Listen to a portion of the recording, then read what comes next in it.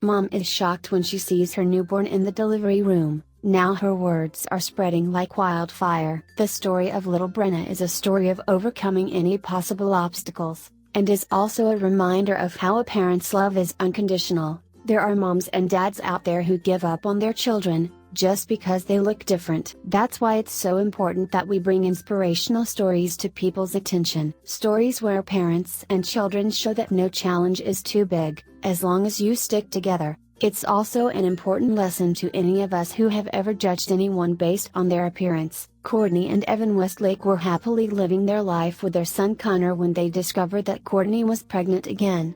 Of course, the couple was thrilled when they realized that their family was going to expand. Like any other expectant parents, they were looking forward to their first ultrasound. Every time they left the hospital, the doctors assured them that everything looked great with their growing child. A few months into the pregnancy, Courtney and Evan found out that they were expecting a girl. Connor was going to have a little sister. The couple were overjoyed and began imagining everything that a little girl would bring to their family. "I'll have to learn to braid hair now," laughed Evan. The big day came just a few weeks before New Year's Eve. The little girl was born, but all the couple's plans of introducing the little girl to her new home were crushed. Their daughter Brenna was born covered in a thick white scales.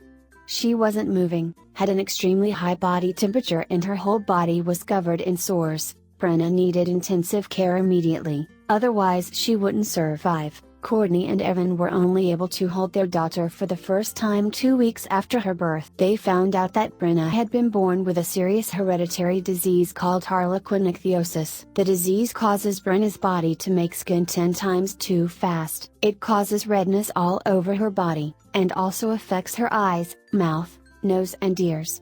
The disease is untreatable and is often fatal. With all the physical challenges that come with Harlequin ichthyosis, the parents knew they had a tough road ahead of them. Courtney often comes across strangers who point, make loud comments or ask insensitive questions when she's out with Brenna. It makes her sad. She can understand that children are curious about Brenna, since she has such a unique appearance, but what really upsets Courtney is the reactions she gets from many parents. They pull their children away from Brenna as soon as they see her and tell their children to keep quiet when they get close to her. Courtney would prefer that parents come up and talk to her and Brenna, instead of looking away and leaving the playground. At the same time, Brenna is a proud and confident little girl, who doesn't let anyone bring her down. She's confident in herself, thanks to all the support from her family.